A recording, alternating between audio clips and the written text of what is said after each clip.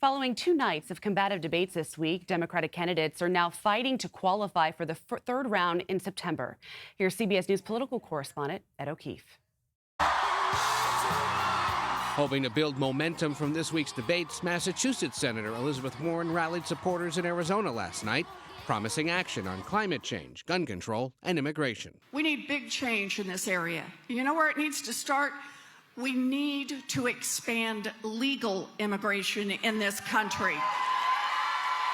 Hello, Detroit! Candidates like Senator Cory Booker know August is a crucial month to build support for their campaigns. That's why they'll make stops in the coming week in the early states of Iowa and Nevada.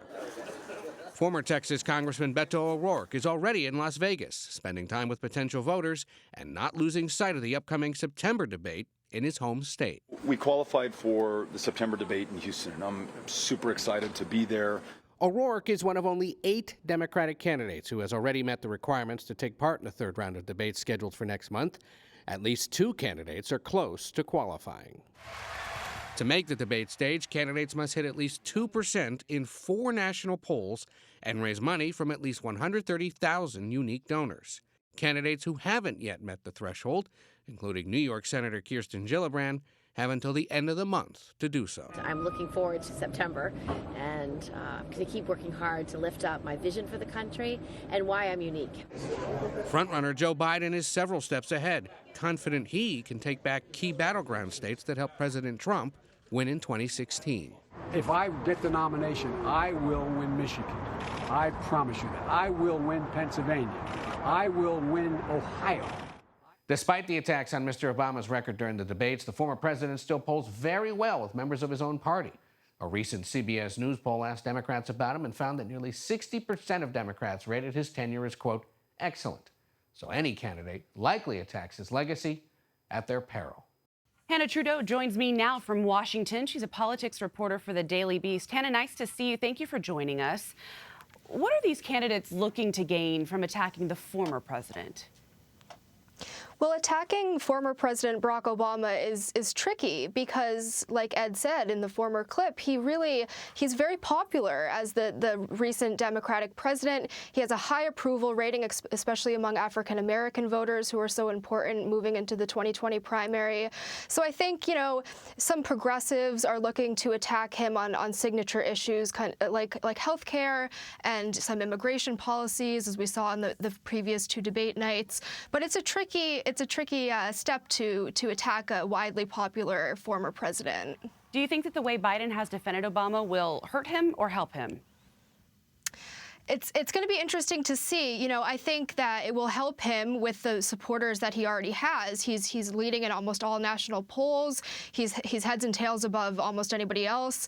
And, but I think he is subjected to more attacks, especially from progressives like Bernie Sanders, Elizabeth Warren, and their core base of support. So I think it opens up a can of worms for him to lean himself that closely on the former president.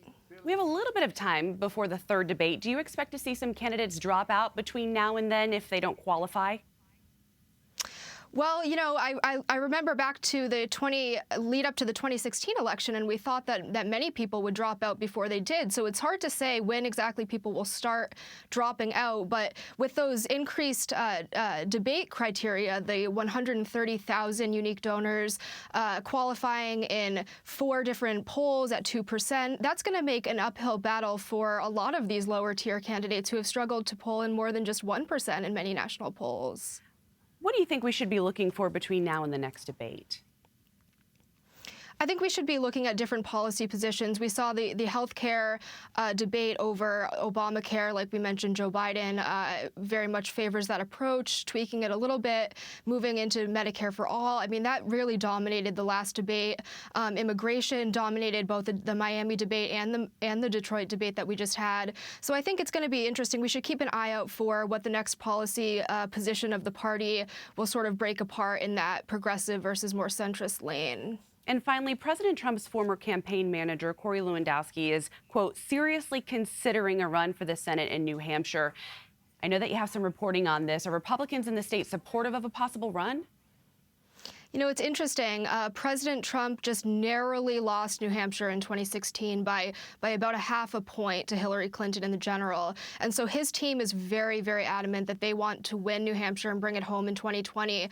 Now, I talked to some Republicans in the state who are quite influential who said, you know, we understand that President Trump is a popular figure here, and we're okay with him at the top of the ticket, but having a mini-me in a Senate race is not necessarily wise when there are several other qualified candidates who have already tossed their name into the ring. So, you know, I think he's facing some pretty significant backlash from some Republicans in New Hampshire. Thank you for joining us, Hanna Trudo. Thank you.